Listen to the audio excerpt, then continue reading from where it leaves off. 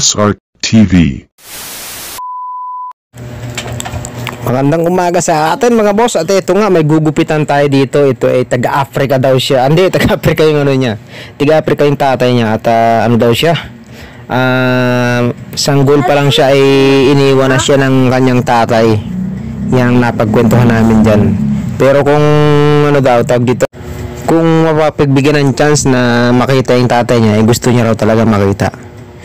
Ang edad niya na dyan ay ano na daw siya 17 years old. Palagay ko basketball player to. Sa palagay niyo mga boss, ano kayang gupit niya na ginugupit natin? Salamat nga pala sa dito sa ano natin, sa customer natin na nagva-video.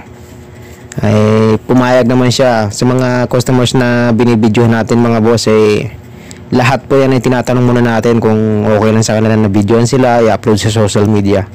At pagka pumayag naman ay talagang yan. Pero pag hindi natin sila pinipilit.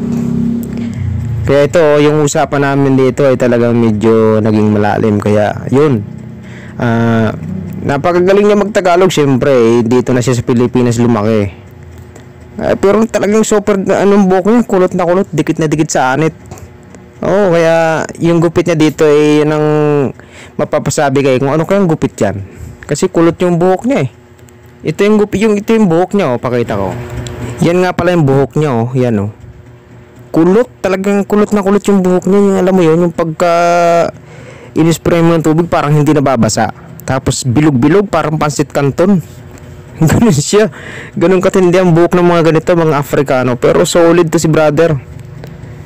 Ano siya, talagang yung itsura talaga ng pagkaitim niya ay talagang, alam mo yun, yung natural na hindi nabilad sa araw.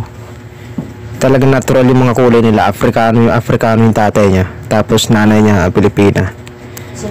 Sa tingin niyo mga boss, sinong kamukha niya? Yan ang itsura niya Yan yung gupit niya, low taper fade. Yan simple lang pero hindi masyadong maganda.